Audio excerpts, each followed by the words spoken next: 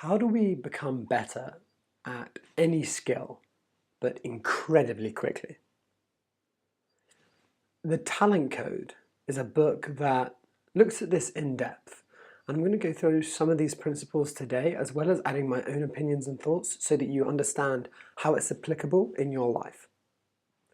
One of the things it talks about is myelin. Myelin is a coat that forms around neurotransmitters when you build up a skill.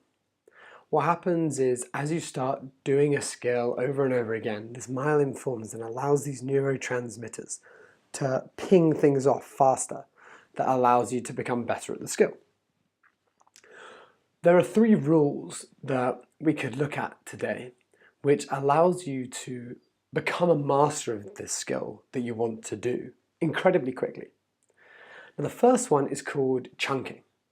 So this is understanding that you have your task and you look at it as a whole, and then you chunk it down into the smaller subtasks that allows you to then understand what is it that really makes up this task.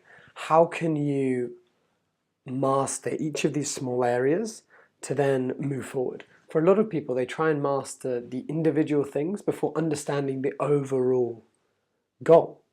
So understanding it as a whole and breaking it down is something that's really important.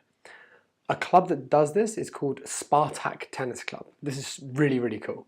Basically, instead of them playing tennis with a ball, they don't use a ball for the first 3 years. They just practice the swings so that they go through the motions very slowly, repeat it, and they just understand the different movements very slowly, and then they build it up. And these produce some of the best tennis players in the world because they go through these motions very slowly. So then when they do have the ball, they understand exactly what they have to do. They go through the motions precisely. Next is repeat it. So repetition is the mother of all tongue, something like that. And you need to be able to repeat the skill. Repetition is something that many of us forget. We just think we can master a skill without putting in the hours. If you look at every young prodigy, they've been working at their skill for years and years and years. People say that Tiger Woods just came out of nowhere. He started at 4 years old. He put his 10,000 hours in again and again. I mean, you often look at these young people thinking, oh, how could they do that? It's because they've been practicing. So you need to repeat it. Next is learning to feel it. This is number 3. What we do when we get to a level of mastery is that you start to feel it and understand it. It becomes unconscious, so you'll pick up things very easily. So for this, you need to evaluate where you are, where you want to be, and set yourself that target. Go for it, and then evaluate how you did, because this allows you to really move forward. A couple of things I wanted to add is Brazil have incredible football players, and that's because they use something called futsal. And what this is they play football with a really small ball. So this means that they get very agile with using a tiny ball, allowing them to move about a court, and they play 5-on-5 in a small area. So this means that they get incredibly good at mastering the skill at a level beyond their capabilities. For you, what is that?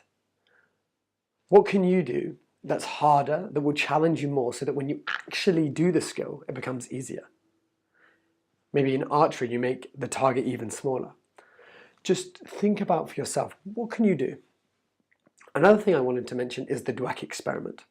So this is where children were praised, well, half the children were praised and half the children were praised for their intelligence and the other one for being hardworking. So intelligence and hardworking. And what happened was the people that praised for their intelligence ended up not trying to do harder work because they feel that they can't, because they want to be seen as intelligent. So they wouldn't ask stupid questions, or they would prefer to do something easier. Whereas if you're praised for how hardworking you are, these children, and like 90% of them, ended up doing the hard work, going for that test instead. So when you're going through this, and when you're with your friends, make sure to praise how hard they're working and not how great they are at the game and the effort that they're putting in, because by praising that, it'll allow you to then take on bigger challenges and move forward.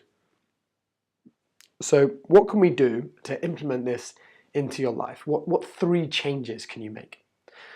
The first one is slow down. There are so many people that want to go through everything as quickly as possible, and they want to get to the advanced stuff before mastering the basics. If you look at any master, they have spent so much time on the basics, and that's because they then understand what it is that they can build up from. If you think of a pyramid, if you don't have a strong foundation, how could you start building the other layers? So your basics is so important. So really spend time mastering it, understanding the intricacies of the skill you're trying to learn. And that will allow you to then really build upon this in a very strong way. And that will mean that your 10,000 hours that you need to master the skill can be cut down because you're really doing deep learning. Next, using certain targeted ways to put yourself at the edge of your ability. I mentioned this earlier when I talked about futsal, how you need to be able to do something and put an edge on it to allow you to really be pushed. So what is that edge for you? Really focus in on that and see if you can push yourself out of that each day. And the final thing would be choose a goal beyond your current capabilities. So this is pick a target and just go for it. Yes, you may not reach it, but if you're reaching all your goals, you're not trying hard enough. You have to fail because you don't know how hard you can push yourself. So people that say, oh, I always meet my goals, do you? Maybe you're setting them too low. Maybe you need to really set them much, much higher. So with that, implement the changes, master your skill, and let me know how it goes with the comments below, and if you have any questions. Thank you.